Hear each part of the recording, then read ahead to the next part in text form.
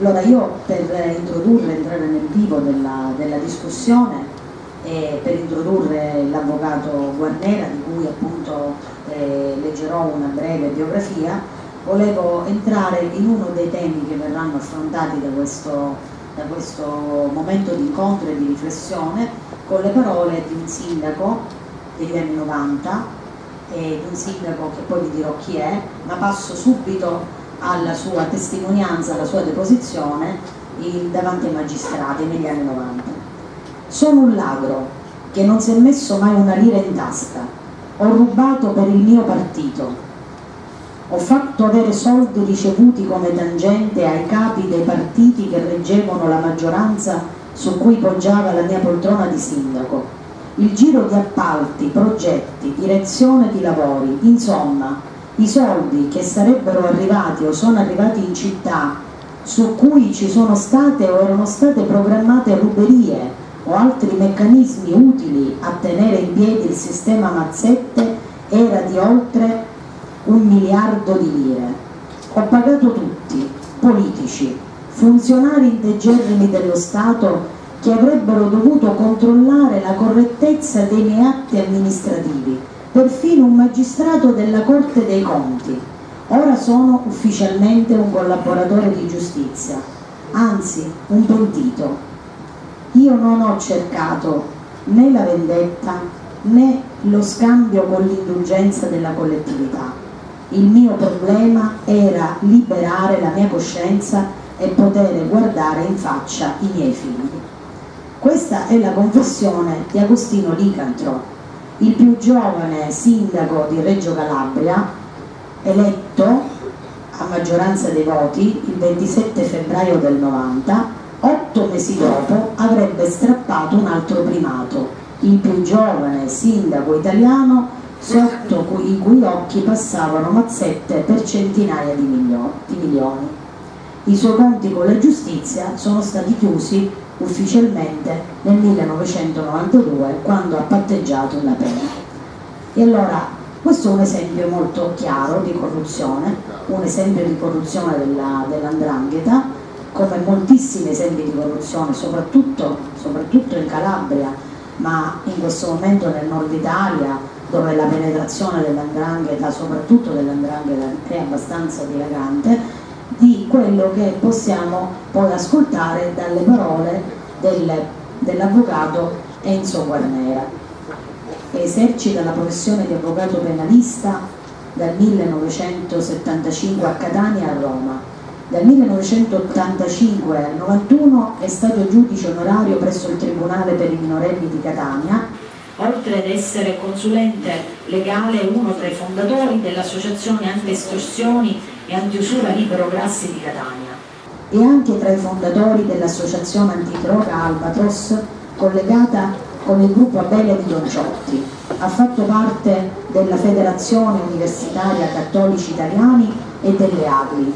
Nel 91 è stato tra i firmatari del documento costitutivo del Movimento La Rete, consigliere comunale a Tremestieri e Tenneo, dal 91 al 2001 deputato all'Assemblea regionale siciliana e componente della Commissione Verifica, Poteri, Affari Istituzionali, Cultura e Lavoro e Antimafia della Regione Sicilia, e al quale passo la parola.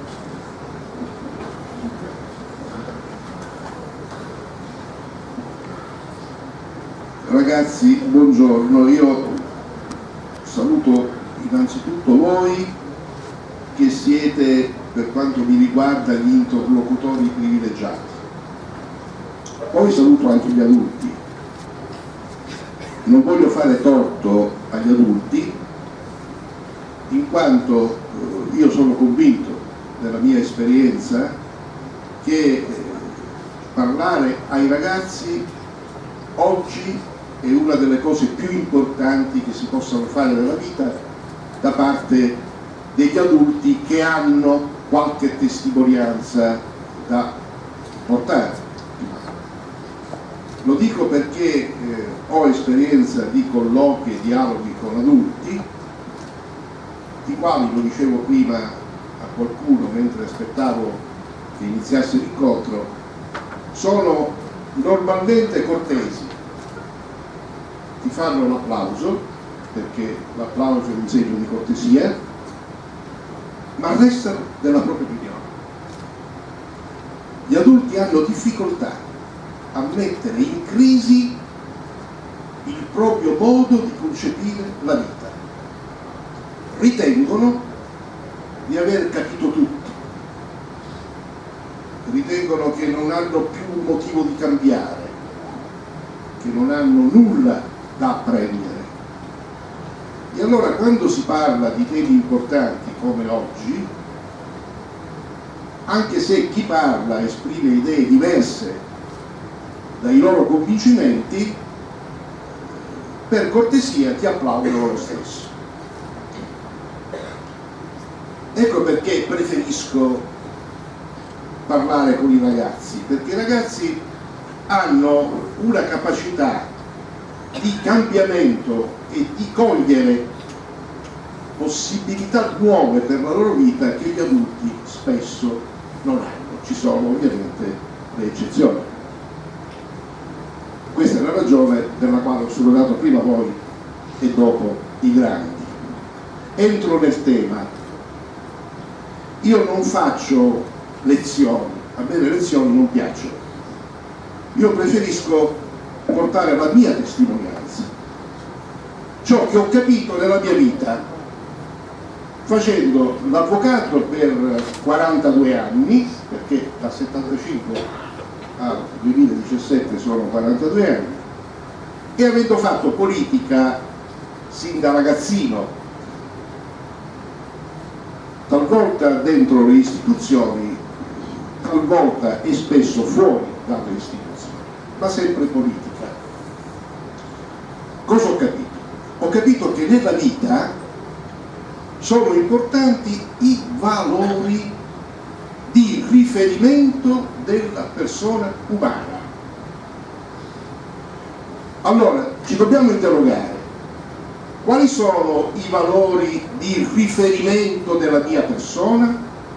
E ci dobbiamo interrogare, giovani e soprattutto adulti. Ci sono dei valori che io ritengo fuorvianti, devianti, negativi, è la mia convinzione. Primo valore che ritengo negativo: la ricerca in maniera quasi esclusiva e ossessiva del guadagno e del profitto come obiettivo principale della persona umana, e quindi la ricerca del potere, perché attraverso il potere si acquista il denaro e quindi c'è il profitto. Per realizzare questo obiettivo ovviamente non bisogna rispettare gli altri, bisogna calpestare gli altri, perché se calpesto gli altri acquisisco potere e conquisto profitto.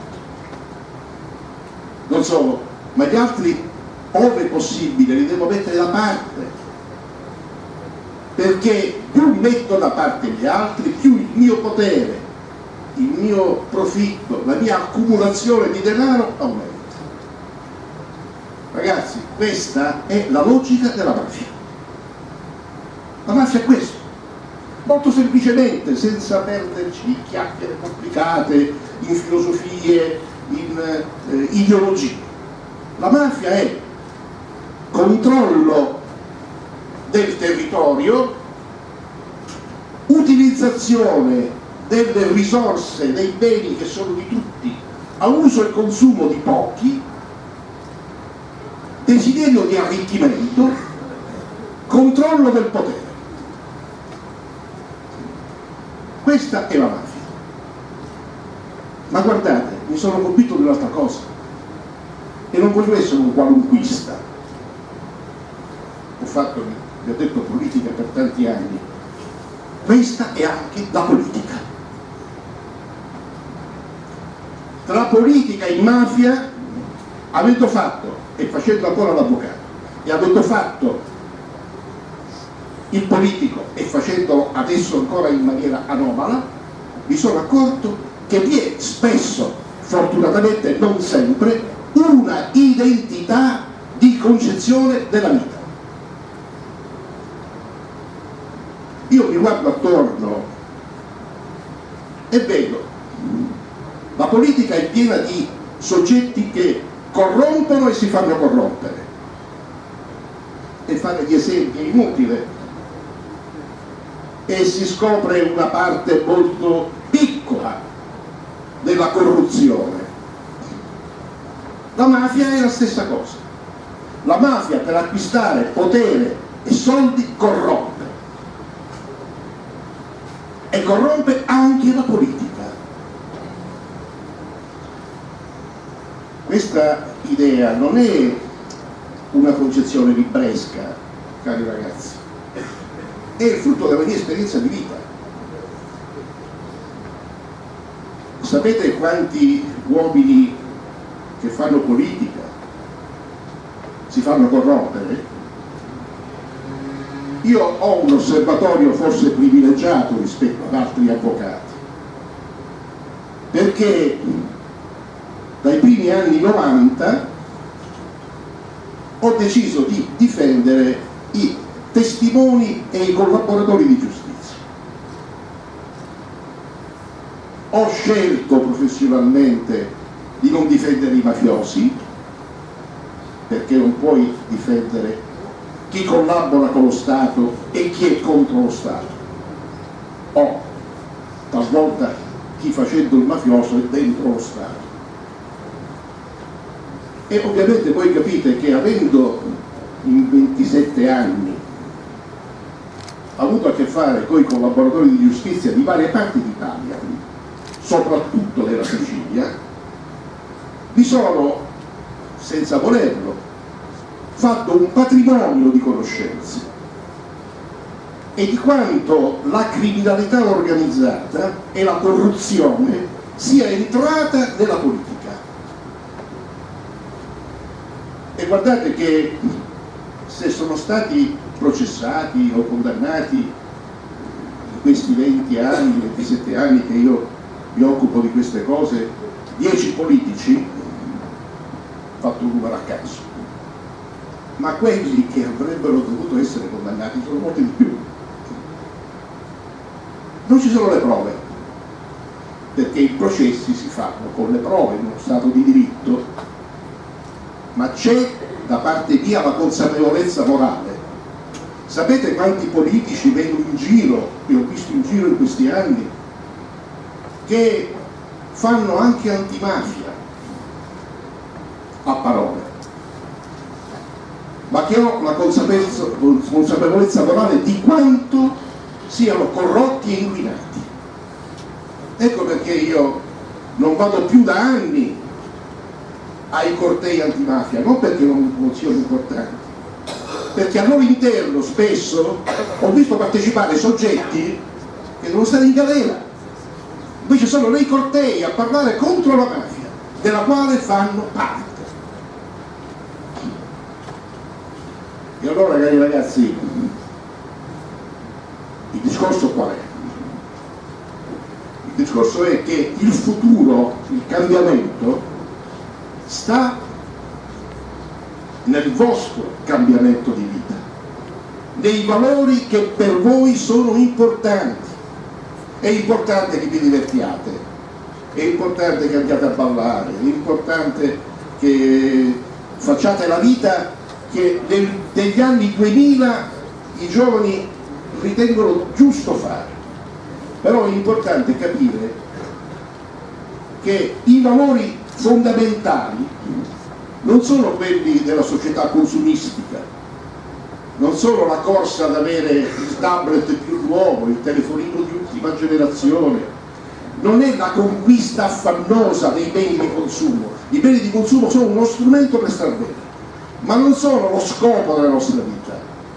Lo scopo della nostra vita è un altro, ed è quello di avere dentro di noi dei valori forti, saldi, che sono la solidarietà verso gli altri, il rispetto verso gli altri, usiamo un termine forse eccessivo, l'amore verso se stessi e verso gli altri. Poi pensate per un attimo di coniugare la parola amore con la A maiuscola in tutte le scelte della vostra vita. Vedrete subito che non esiste, non c'è spazio nella coniugazione di questa parola per la sopraffazione verso gli altri, per la corsa al potere, per la corsa agli affari comunque contro tutti, per l'arricchimento illecito, per la corruzione, perché l'amore si declina in maniera diversa.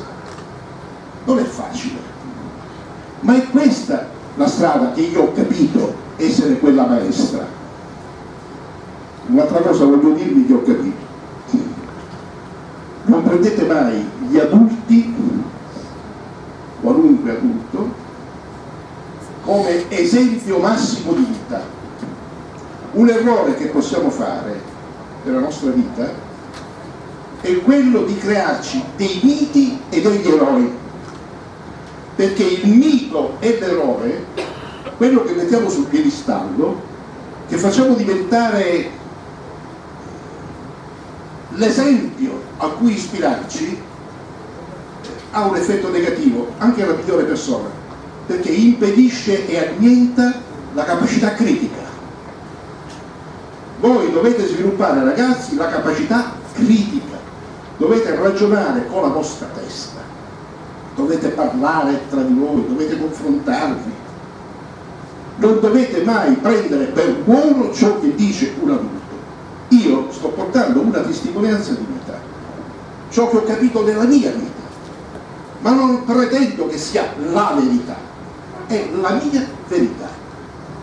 Prendetela come un messaggio affidato al vostro cuore, alle vostre menti, alla vostra coscienza, ma solo questo. Poi discutetene tra voi, discutetene in classe, ecco, costruite un percorso autonomo ma critico. Il metodo critico è l'unica cosa per cui vale la pena di andare a scuola. Se la scuola non vi insegna il metodo critico, la scuola può chiudere perché non ha più senso. E questo è il percorso che io vorrei testimoniare oggi. E se vi accorgete, ho parlato forse poco di corruzione, di mafia, ho preferito fare il discorso dei valori, perché poi potrei raccontarvi tutte le porcherie che nella mia vita ho scoperto. Potrei dirvi che ci sono uomini politici che sono stati anche ministri e che sono affiliati alla mafia in Sicilia col sistema della cosiddetta punciuta al dito e che non sono stati mai processati perché non ci sono state le prove. Ma per fortuna o per sfortuna la mia esperienza professionale mi ha consentito di conoscere cose, alcune delle quali neppure i magistrati, perché ho avuto collaboratori di giustizia, miei clienti che mi hanno detto: avvocato, io queste cose le dico a lei, però lei che dice glieli posso dire al pubblico ministero? E io ho detto: mi scusi, ma dopo che lei dice che l'onorevole Tizio, il ministro Caio, è affiliato a Cosa Nostra, lo possiamo dimostrare? Dice: no, avvocato, allora l'ha detto a me e resta qua, perché se lei fa un verbale in cui dice che il ministro Guarnera, l'onorevole Guarnera, è affiliato alla mafia, allora lo può provare, lo querela, lo denuncia e lei finisce sotto processo per calunnia. Detto questo, però, la consapevolezza morale me la sono costruita, perché non c'era motivo che chiedesse a me, quel collaboratore di giustizia, cosa ne pensavo rispetto alla possibilità che lui facesse un verbale in quella direzione. Ecco perché allora sono certo, e chiudo, poi per carità se volete fare domande c'è la possibilità, rispondo volentieri, che il tema si affronta passando un livello diverso. E io, ripeto, sono sempre disponibile quando mi chiamano a parlare con i ragazzi della scuola a lasciare tutto o quasi, perché questi sono i momenti per cui voglio spendere il resto della mia vita, che non è lunghissima perché la maggior parte l'ho già vissuta, ma sin quando ho le forze fisiche e intellettuali, questo è l'unico impegno che mi pare importante e spero che sia riuscito a farmi capire.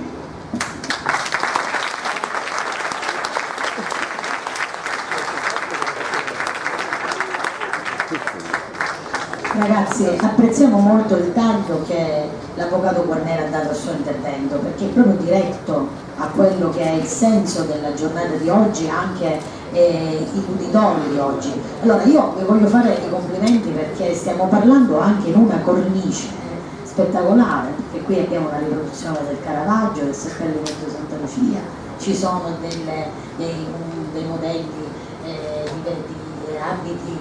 Quindi stiamo parlando di una scuola, di un liceo in cui i ragazzi esprimono anche il loro modo e il loro linguaggio di stare nella società e quindi di conseguenza anche una loro arte di lottare contro le mafie. Insomma, questa è la bellezza, ragazzi, da qui si parte.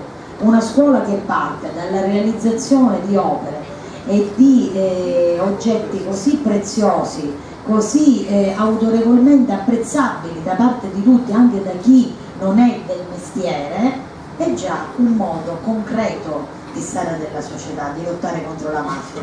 Questa è una bellissima cornice, non è un'aula magna, fredda, così dove ci si incontra, no? Perché può accogliere un grosso numero di persone, ma questa è la vostra esperienza, sono i vostri studi.